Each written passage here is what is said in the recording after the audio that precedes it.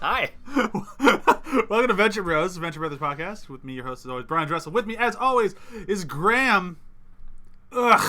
Mason. Hello. Have I given you that one before? Do I need to give you a different one? I don't know, but it's fine. I'll give you a different one. Graham, the prickly son of a bitch, Mason. I am pretty prickly.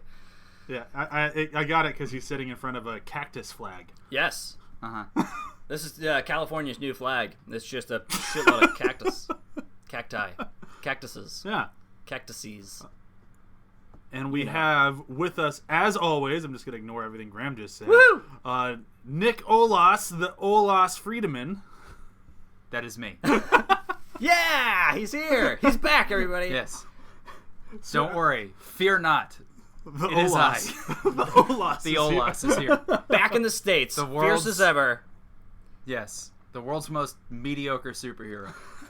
The Olas. The Olas.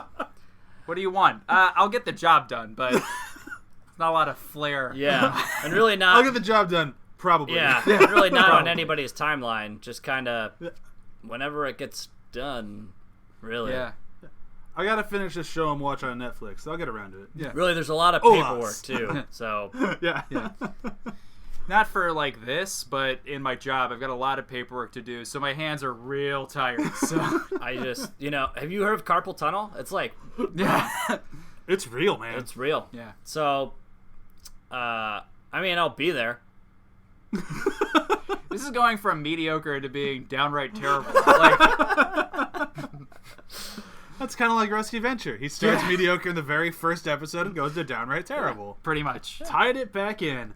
All right, so today's episode is one of my all-time favorites of Season 1, mostly because of the opening. The rest of the episode is good. The opening is so good, it makes the entire episode great. Yeah. But we'll get into that more. It's the trial of the Monarch.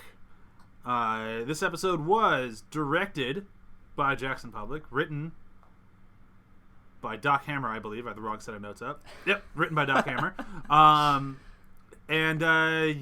This one is the second to last episode, which is very exciting for next week, being the last episode. Hopefully no one dies. Spoilers. Before we go too far into this week's, though, I will let Nick tell us what happened. Huzzah. So, the episode starts off with a very different sort of style. You have Hank dressed up as Indiana Jones. Yep. You have Dean dressed up as, I'm not sure, but I'm going to guess Magnum P.I. Yes. Yeah, pretty much. And they're both like looking through some like treasure, which they find, which turns out to be things like googly eyes and other shit that you'd get at like a craft store. Yeah. Then It's a rainy day box. Yeah, rainy day craft box. Then Dean reads Sanskrit for some reason, and then you get to see Brok, which is, I think, like, it's around here that if you haven't figured out that it's some sort of weird fantasy or something, it's when you get to Brok and Helper, and you see Helper as this weird Death mecha- robot. Yes, it doesn't make any sense. You're like, oh, okay, I think I understand what this is. And you get to see, like, the Monarch come out, you get to see this statue come to life and then get killed, and you get to kind of see what the boys see when they're going through these missions. Or for these sure. things. Yeah. And then they form Mecha Shiva. Everyone get out their Mecha Shivas now. Mecha Shiva! Mecha Shiva! Mecha Shiva! Mecha Shiva. Mecha Shiva. Then from there you get to cut to the Monarch trying to argue against all of this, where he's just very frustrated. And then you get to see the actual trial, which is he's being put on trial for the murder of a cop, and the what's it called? The prosecuting attorney is, what's his name? Tiny attorney. Tiny attorney. Yeah. I almost said little attorney. Tiny attorney, who is a reference to Quato from Total Recall. And you get to see Phantom Limb. Everything kind of like snowballs, and what essentially happens is the Guild of Calamitous Intent is going to frame the Monarch for something else, and they're going to take away Tiny Attorney, and they're going to basically just like doubly screw over the Monarch, which is this thinly veiled Phantom Limb plan to get him out of the picture. Yeah. So really quick around the table, what do we think of this episode? I've made my opinion pretty clear, but It's great. Yeah. It's so awesome. I mean, and the beginning of the episode, I was telling Nick earlier that like when the episode started, I was like, oh shoot, did I accidentally watch second season? Like, what am I? Wait a minute, Mecha Shiva. Yeah.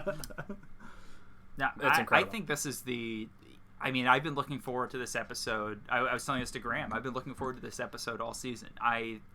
This was the episode, I think, that made me realize, like, how great of a show this was. Like, I was interested. I was following along with it. Like, I think that I actually started, I think I said this before, but I actually started probably in season 2 and then went backwards to watch it.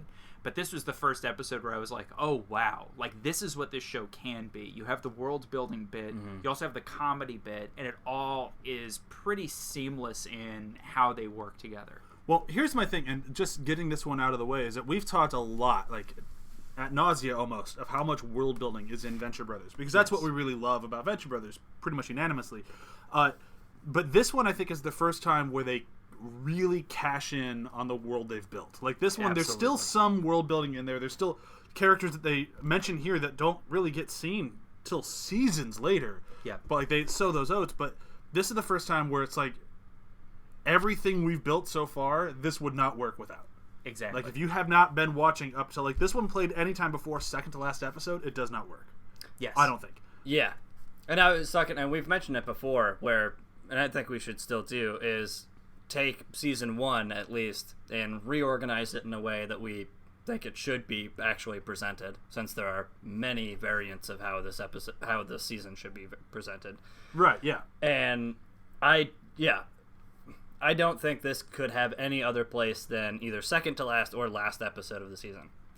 Well, this one can't play last, like, because there's two characters who would they'd have a rough time being in this episode if the last episode play last. Yes. Well, we'll have to wait till next week to find out what that is. Yeah, I'm not gonna spoil that Dean get. Wait, We're going to have to bleep that out. shit. I'm not giving anything away. Anyhow, back to Venture Bros here. So the thing that this episode that I kind of want to get this stuff out of the way before we just start showering this episode with love is I want to talk about those things that it does set up for later, because there's things in here that I know there's some Venture Brothers fans that they don't like. Like, there's a lot of people out there who do not like the murderous Moppets. I find them hysterical, mostly because of their interactions with 24 and 21. But I do like that they were... And Dr. Girlfriend. They were mentioned this early. What'd you say? And Dr. Girlfriend. I think their interactions are pretty great, too. I mean... Yeah. The interaction with Dr. Girlfriend's always just creep me out. Yes. Yes. But it's I mean, totally they accurate, make but it me- totally fits. Yeah, oh, for sure. They make me laugh. She overlooks way too much. With them. Like, it's to an alarming degree. Can see your body, your naked body. Yeah. And she's Good like, Lord. "Oh, you," and you're just like, "Oh, that is not an OU statement." But, like, I like that this thing, like, in this bigger one is Monstroso. Like, Monstroso Yeah. becomes a major player Yeah. late in the season, and he was mentioned in season 1. Yeah. And I like that even then they knew that he was going to be this gargantuan behemoth of a man. Like, there's a photo of you on Monstroso's lap. Well, his lap is huge. There's 5 of us on his lap. Yeah. You also get to see, like, it's like, you do get introductions to Phantom Limb beforehand. I believe he's in at least one episode, which is the yard sale episode. I think he might be in What is one it, two? more. Yeah. I can't Yeah, I think remember he's what. in Yeah, two. maybe you're right. Yeah. But either way, there are these tiny little things, which is more of an introduction to him as like a gag than anything else. This is his first introduction to where you actually get to see Phantom Limb. And I actually think Phantom Limb is a really effective, scary villain. Oh, for sure. Yeah. And I think that's his real introduction is this episode, which is him disguising his voice kind of, but then just zapping both of the security guards, which is really scary. Well, it's one of those things where, like, everyone in the show so far has been a gag. And, like, one Yes. way or another, everyone has been a gag. You haven't actually seen anyone be, like, a really good threat. Like, anyone that, like beyond, let's say, like, even that one was stupid, but, like, when they're in the panic room in the Homeland Security episode. Yes. That one's just because they had 2 different teams of henchmen going after Jonas. Had Brock been home, I think that would have been fine. Yes. This is the first time we actually see Brock go, like, oh, no, this is a big fucking deal. Yeah. Get down, get out of their way. Like, they can handle this. Yeah. Exactly. But because of that, like, that's where we get to meet, like, these characters for the first time. Like, we see Watch and Ward, who I fucking love. Yeah. They become some of my favorite people ever. And I didn't realize that they were funny in the beginning. For some reason, I thought that they made them funny later. Yes. But they have have you seen my juice box? Yeah. That was your juice box? Great. Oh, jeez. Why did I even write my name on it? They're so good. I'm back. But you have them, and then you have are you peeing in the Sovereign, corner? which you finally get to see. You get to see the strangers, which do they really talk about them as strangers throughout the rest of it?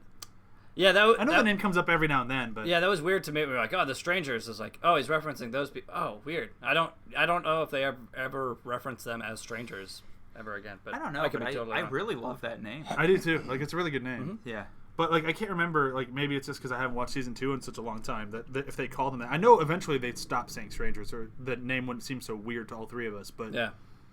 Yeah, I just think that they start to phase them out as like a kind of character group. well, they're still around. But I think they just called them Guild Wasps after a while. Yeah, you're probably right. But I think Guild Wasps are something else. They're the guys with like the glass domed sort of Oh, frontal yeah, thing. yeah. I think strangers, they just slowly phase out of as far as like being important, I think is what I mean. That could be, like, you do see them, but they become less of a player. Right now they're like a big deal because they're henchmen that actually seem like they're competent. Like, that's, I think, the biggest thing about the guild is that, like you said, all these villains so far have been kind of a gag. Mm-hmm. But Yeah. this is the first kind of instance where you see henchmen that are genuinely seeming good at their jobs. Because the only henchmen you've seen so far have been the Monarchs and Baron Underbites, which Yeah. both of which are fine, but they're not your A team. I mean, but Yeah. they get the job done by sheer numbers, not by Yes, like exactly. like, if you throw enough bodies at the problem, it'll get solved. Yeah. Exactly. Like, Underbite is the smarter of the two, and that's just because of how he was raised and how much ridiculous amounts of money he has. Whereas Right. Phantom Limb, yeah, he's got a bunch of money and he's got a bunch of other stuff, but he, as sheer will and knowledge and intelligence, like, that's his power, right? And Right. that is what gives him his, strength and his terror. You're like, this guy is capable of destroying a lot of things, and like anything he puts his mind to. And like, look at, like, this episode is where we get to see how he sets up this entire scenario for one result, and also makes it work for him and his love life. Yeah, That takes a lot It just of shows willpower how. and knowledge. Yeah, it shows how smart he is. Yeah. Yeah. And I also I love that and this sounds really weird, but I love the manipulation that he uses. Like, he is just such a skeeve. Like, it's just, he is such a good villain. Like, you need some dry clothes. I happen to have your Queen Etheria costume here, which is basically you just naked. What are these hard parts? Drives? Yeah. Those are my tears. Tears. Okay, real quick. Great. Stranger is a reference to Dark City. Oh yeah, totally. Yeah, for sure. okay. I just looked it up. I was like, that sounds so familiar, and they look, the costumes and everything look Yep, like that. definitely. So that's what That it is. makes a lot of sense. Yep, 100%. The one thing that I didn't catch, I think, in a long time, like, I've rewatched this episode a bunch of times. It's a good episode. But something I don't catch all that often is I've missed, I don't know how many times, Phantom Limb going for a boob grab. Oh, really? Yeah, I I- noticed it every time. I've missed it so many times. Like, I guess I just look away at that moment because it's really downplayed. Like, Yeah. how often is poor Dr. Girlfriend fucking, like, Just groped. groped where she's just like, oh, just knock it off. Yeah. Like, ugh. Well, I Well, I mean, think they to be- they dated and stuff like that too, so it's a little. Yeah. And But she's she's pretty, open about that stuff. I mean, from what we find out with a lot of, and the Moppets. that's true. She Yeah. Oh, to you. me, I read it as yes, exactly. I read it as like something that's not to excuse away his behavior. No. Because I think his behavior is not great. I think it's That's one way to put just it. To put it Deplorable lightly. is another way. Yeah. Yes. I think it's mostly because they have that kind of weird connection of, like, they've dated before, Yeah. and he's doing a really bad job at trying to come on to her, but she's not really over there for that. But then, she, like you said, how often does it happen to where she's Yeah. pretty blasé about the whole thing? Yeah. unfortunately that's probably his move. Yeah. Like that's his I'm ready for us to have sex move, which is pretty sad. Well, also I think it speaks a little bit to Dr. Girlfriend, and I'm forgetting her other Etheria. Queen Queen Etheria. That's her strength, is she knows that, her intelligence and also her sexuality is part of her ability to kind of not control, but at least affect other men and other villains. I mean, with any relationships that she's had with Monstroso, with the Monarch, any of that stuff, and she uses it to, as an effectual thing, but also to kind of move her strength. So it kind of speaks to her as well, but it's pretty gross to watch it go down. Oh yeah. It's a weird moment, but I think it also speaks to how Phantom Limb is trying to manipulate the situation. I think in a weird sort of way, not that they needed to do that, but I think they needed to do something that shows very clearly what his intentions are, which I think you could figure out, but I think when he brings up that costume, you can tell. Well, I think also what speaks to her again is that he obviously sees her as his equal. As far as intelligence, as far as relationship, no way. Else. I totally disagree with that. Really? I'm with Bryan. Yeah, no chance. He wants to own her. Yes. She is a trophy. Okay, so yes. Right. So to win at that, and he loses all the time, right? Yeah. And so 100%. he keeps trying, and for whatever reason, that makes her more attractive and more whatever. But he can but that doesn't mean his equal. Yeah. No, so I won't say equal, but his conquest, and he's still for sure. Yeah. He can't make it. She is the finish line. Right. That is the trophy arm candy he wants. Yeah. And I think that very clearly he does not view her as a peer. I think he views her as the best subordinate that he could have. No, it's that's as high as he's willing to put her. Yeah, once she would finally succumb to his boob grabbing, she would be the ultimate hot chick wife to stand next to him and do no evil plotting of her own. Yeah. She's too good Which for that. I think the thing that I really like about it, and that I love about this plot line, is that this really sets up the Monarch Dr. Girlfriend relationship. It takes a while to get there, but without this huge bump in the road, we don't get them to be where they are. You don't get the whole, without her leaving and going and being Queen Etheria for a little while, you don't get Dr. and Mrs. the Monarch. You don't get the other. Well, it's not Dr. Wife. It's not Dr. Property of the Monarch. She is equal. She gets her own throne. And I think she gets all that because she was lesser everywhere else. The Monarch knows he can't be in a relationship with her until she is equal footing. Yeah, and I also think that they took the Monarch... This is a weird episode because I feel beforehand, when I had watched it, I was oh, the Monarch's not being a good person. But I think that, he is... It's weird to watch it now after being in a relationship and seeing him, and all three of us are married. But, him actively pushing her away is such a weird look for him, and it's clearly because he's so insecure about, all of this. Yeah. His whole build-up this whole season is, you have the episode with him and the episode with the testicles get switched that they get twisted. Yeah. Are you there, the testicular torsion. Yeah. And he's am I in that book when they're talking about the guild book? And he's no. Nope. And it's so there's check that. under M for Monarch. Nope. Yes. Check under T for the Monarch. Nope. No. Yep. And it's all season he has been pushed away to the fringes of this guild that he very clearly belongs to.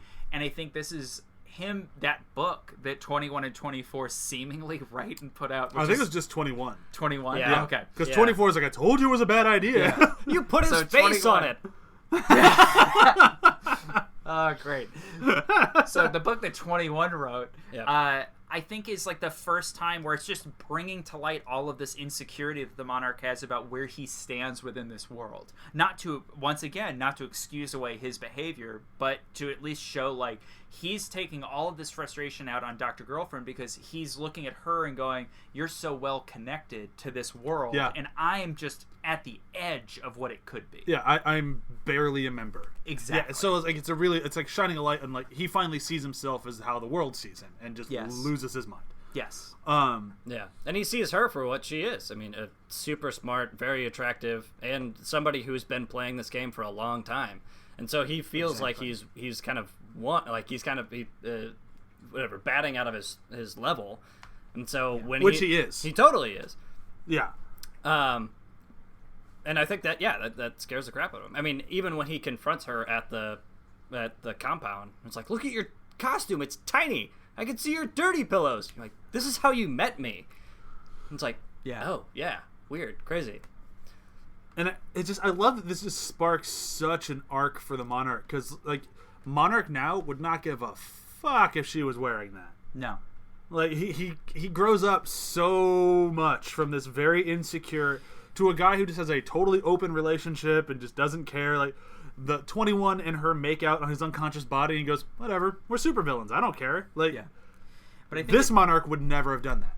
No. I think it took him actually losing a lot to get to the point where he was just like, oh, I know what's important to me. And I think that's actually it's a human side of the show that you get to see every so often, but it's also something you don't often see in an animated show, let alone an animated show that goes on for seasons. Yeah, especially one this ridiculous. Like, yes, exactly. we're in the beginning of this, we were chanting Mecha Shiva. Yeah, it's true. But back to the trial, like there's a lot in this trial that I think is a lot of fun.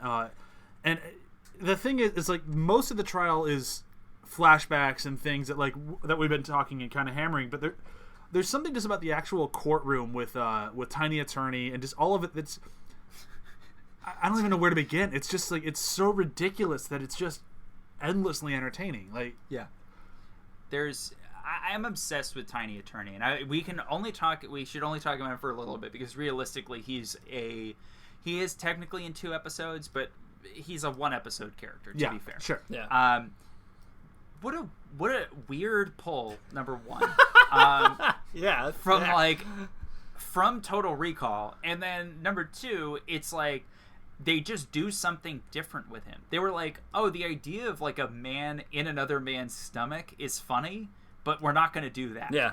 We're going to do something that is like, oh, he's just like a little southern gentleman. Like, what a weird thing. Yeah, like there's so many levels to it. They're like, oh, okay, yeah, what if it's a tiny guy in a, invalid's body, and then he's an attorney, and then he's from the South, and then he's got a weird whistle. You're like, yeah, let's do that. Like, what? Yeah. And I love the way he's introduced. It's just like Total Recall does it. It's like, really? Like it is like that, very well put. Strange pull. Yeah. And I love the Monarch's just like weird treatment of him. You're like, yeah. And I'm talking about my condition. Oh, you have a condition? The Monarch is at an A+ during the trial, and I think that it's such a well-written series of sequences with him in the trial that's comparing and contrasting how terrible he is in real life, or I guess in the flashbacks. Yeah. And I think that there's this amazing moment where the judge is by a jury of your peers, and he's like, peers, and he's goes crazy. There's so many great moments like that where he just loses his mind, but you're also with him because you're like, this is bananas, this is crazy pants. And I love the his star witness is himself. And of course he would represent himself in trial. Of course he would. The Monarch does not hire a lawyer. Are you kidding me? He probably doesn't have the money to hire a lawyer, to be fair. Another little thing from this episode that we haven't really hit that I really enjoy is how 21 gets out of being the one who wrote the book. He fucking kills a guy. Yes! I wrote that too. They murder another henchman. Yeah. With a dart. I know all the henchmen are expendable, but with a dart. Go ahead. With a dart stabbed to the back of his head with a note that says, I did it. Yeah. I'm like, hey, what? Did he write that own note, and then did he stab it in the back of his own head? How did that work? And I love that the Monarch's like, good enough. Yeah. He accepts it. It's like, yeah, this is great. This is exactly what I needed. Yeah. That guy obviously did it. Somebody paid for it. I also love another weird thing with the Monarch and the henchman is when he goes to Phantom Limb's house. He's like, I knew you were here. And his line is the henchman said, oh, she's probably at her mother's, which implies that they had some sort of weird town hall meeting. Yeah. It's where do you guys think she is? It's...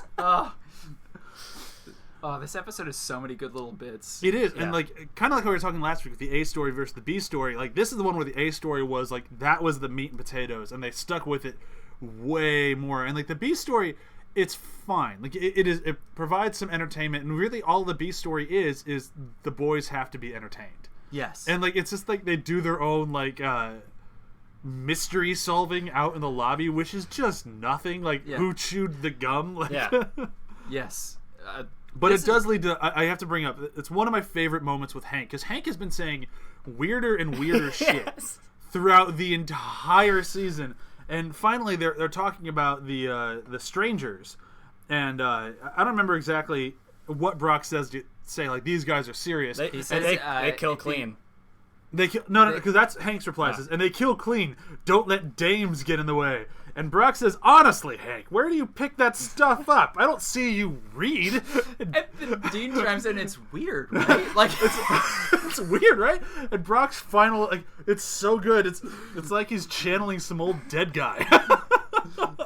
And then the end of that sequence is Hank going, do you think it's a cry for help? And then smash cut to something else. Oh, it's so good. That actual sequence is the fun. It was like the hardest I had laughed at the show up until that point was watching that point, because it was like, yeah, Hank does say some weird shit. Yeah. Like you're just like, ugh, it's great. And it's like you said, it's so B story, but like so even ridiculous more B story of like this really has nothing, pertains to nothing whatsoever. They're literally just standing outside of what's actually happening in the hallway, and that's it. And this little conversation, I wrote this down too. And it happened, it's like maybe 10, 15 seconds. And it is hilarious. Yeah. Oh, it kills me. Like, just kills me. And there's so much in this episode that I just think is completely hysterical. Like, we didn't talk about him at all. The fucking statue in the opening. That's my favorite. Yes. Oh, it's so good. Oh, I'm sorry. Ow, my arm came off. I can't believe that happened. Oh, it's so good. The voice acting is perfect too, because he is so excellently monotone, which is like, ooh, like it's just nothing. Like he's giving you no emotional range. It's perfect. And your blood shall flow like a... Oh, my arm came off. Oh, it's so good. It's so good. And the Monarch has a great line right after that where he's like, well, you were busy castrating a priceless antique. And it's like... Oh, it's so fucking good. Oh, man. This really is... I don't know. Like, at the end of each season, I've already kind of talked with both of these guys. We're going to do something special I won't hear, and then we will rank, I think, our episodes. Yeah. And this one, if this one's not high on the list for everybody, I'd be very surprised. There's just so much in it that's great. Absolutely. What have I missed? Like, what have we not talked about? I think that what we should probably spend a little bit of time on is how the guild seems to operate, because I think that this was for a lot of people. We've, like you said at the beginning of the episode, we've talked a lot about world building. We've talked about, like all this stuff, and this is the first time they cash in on it.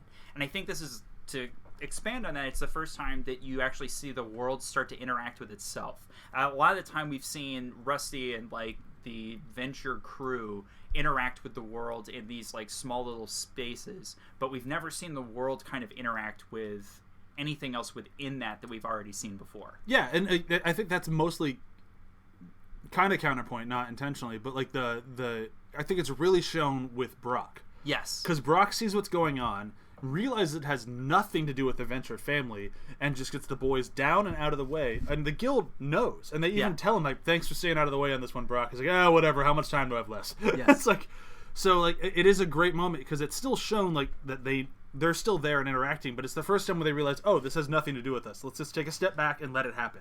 Exactly. Yeah. And you also get to see, like, it's really interesting because you see the guild is super prepared. It's like a complete counterpoint to what we've seen from the Monarch and Baron Underbite, and even in the last episode with Mike with his robots. Like, everything feels kind of haphazard. Yeah. But with the guild, it's like, oh, these are legitimately scary people. Yeah. And we need to kind of give them a wide berth, because otherwise we get sucked into this awful vortex. They know what to do in every situation. They freeze the whole room, and then they're like, all right, let's do memory wipes on everybody. And then they're like, well, what about the necromancer. necromancer, They yeah. don't work on their kind, which is just like, well, it shows that they're super prepared, which is something that is really fascinating as a first-time viewer for. Well, what else is out there then? Yeah. The fact that they know all this stuff, like what else could there be for them to be prepared for, is really, really interesting. Yeah. Yeah. And not only prepared, but just like, whether they knew Dr. Orpheus was there or not, but like they're knowledgeable enough to be like, oh, well then they work with suggestion as well. So just whisper something in his ear and then we'll rewrite his memory.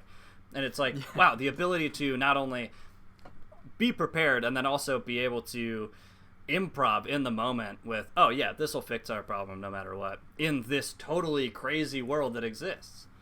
It's incredible. It leads to like, yeah, exactly what you're saying. Like, what else is out there? Like, what else do we not know?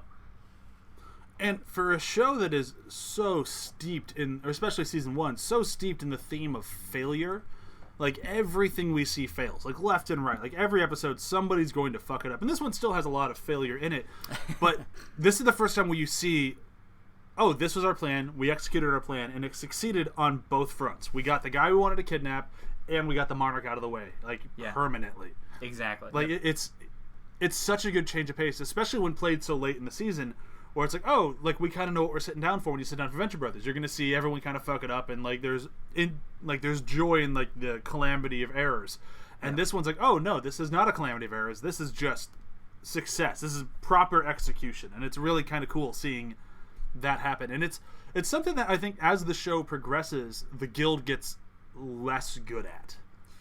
Yeah, and I think that there's a lot of reasons why. Yeah. I think that part of it is that the guild kind of falls apart. We're not going to dive into it heavily now, but the guild does fall apart at the end of season 2, and I think that's part of the reason why you see the guild kind of like become less and less and less of a thing. Right. Same thing with OSI. OSI is the counterpart to the guild, and you see them become less and less and less efficient over time as well. Not only does it make for better TV, because I don't think that it would be fun to kind of watch the guild just be this like unstoppable force or whatever. Right, yeah.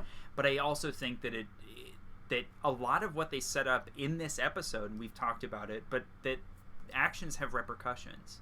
Yeah. And I think that for the guild, what ends up happening to the guild has a repercussion on the guild. And I think that they kind of explore that, and we'll go over that in future seasons. But like that's, I think, an important theme of the show is not just failure, but that failure has repercussions if the failure is big enough. Yeah, for sure. And like this one, it really kind of starts that off, like for sure. Like with the Monarch losing his shit and losing Dr. Girlfriend, kicks off an arc that goes a whole season, if not more. So yeah. Oh, 100%. Yeah, the story just keeps going.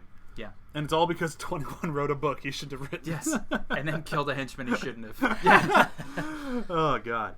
Okay, so let's move into favorite moments. We've already talked about mine, which has to be the short conversation that ends with, Hank, where do you pick this stuff up? So I'll go for a different.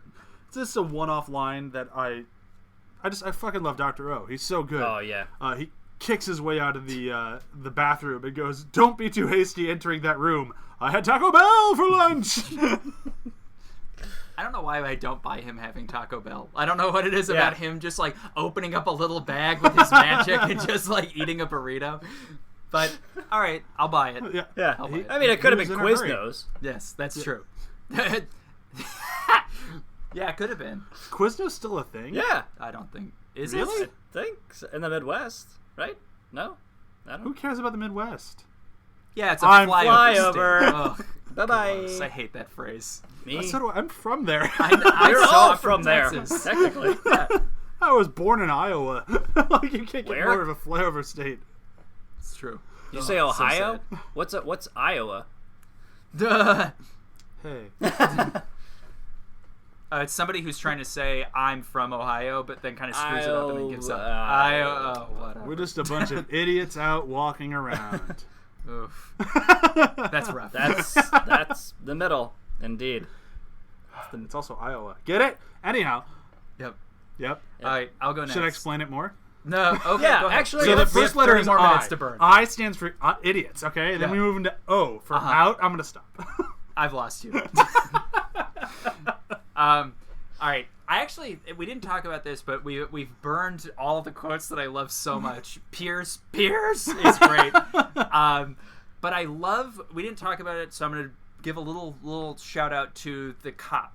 It's weird to me that the cop seems like such a well-constructed character for that moment, and I know they're kind of playing off of like a film noir sort of like change off with the whole thing. But they give him such a cool sort of like attitude that it's weird that he never comes back. So I just wanted to give a shout out to that cop. But he was supposed to disappear, and he did. That's yeah. But what's weird to me... Good for him, honestly. What's weird to me is, though, it's like, why... I guess it's the difference between the Guild and just another supervillain is, why didn't they just kill him? Like, give him the money, and then, like, let him walk 50 yards, and then shoot him in the back, and then take the money back. That's how the Monarch would have done it. That's not how the Guild would do it. Especially not Phantom Limb. Yeah. Well, not just Phantom Limb, I don't know. know. I actually think the Sovereign is the reason why. Because the Sovereign does have a certain code that that he abides by. Yeah, because I feel like Phantom Limb, if given his ability... Phantom Limb would have killed him immediately. Yeah, he would have just vaporized them without it. Like, would go to shake his hand and then just vaporize them. Yeah, that's a fair point. All right, Graham, last but not least, favorite moment. So I'll go with another Dr. Orpheus one, because I love him so much. And I love his just... So they're going to swear him in. And he's like, how cute. A Bible. If you don't mind, I have my own book for this little ritual. Be careful of its mouth. He's a nibbler. Did you notice that's the Necromonicon from Evil Dead? Yeah. It's so good. I just want to watch Evil Dead. I just want to watch the Dr. Orpheus do crazy shit. Yes. Good news. He's in season 2 a lot. Woo! Yeah. All right, so that brings today's episode to close. And then next week, oh boy, we have the season 1 finale. Finale. Along with that season 1 finale, I wasn't going to say it, but you know what, I will. So what we're going to do is we're going to, at the end of the episode, we will rank, I'll say the top 5. We don't need to go through the entire season because that'd just be boring as hell. We'll say our top 5 episodes of this season. And then all 3 of us are going to go through and we're going to list the order that we think season 1 should have gone in. Because there's the internet order and there's a Hulu order, and I think they're both fucking wrong. Yeah. And I'm going to say what I think it should be, and these guys will as well, and we'll see how it ends up. Yes. Yeah. I can't wait till I end up just accidentally making the fan order or the original release order by accident. Yeah. I'm going to do something interesting, and I'm going to start with this episode. This is going to be my first episode of the season. And then do the rest of the season as a flashback? Yes. Perfect. Yeah. I don't see what's wrong with it. I couldn't possibly blow up in I my can't face. wait to hear how you defend that. So next week's episode will be a little bit of a longer one. That'll probably be our season finale tradition. I don't know yet because we've only going to have one of these so far. But I'm really looking forward to recording that one. Should be a lot of fun. Quick round of plugs before we get out of here. After the Hype is back up and running. You can check out our episode on... what the hell did we talk about? Wrinkle in Time. That was a lot of fun. And then next week or this Thursday we have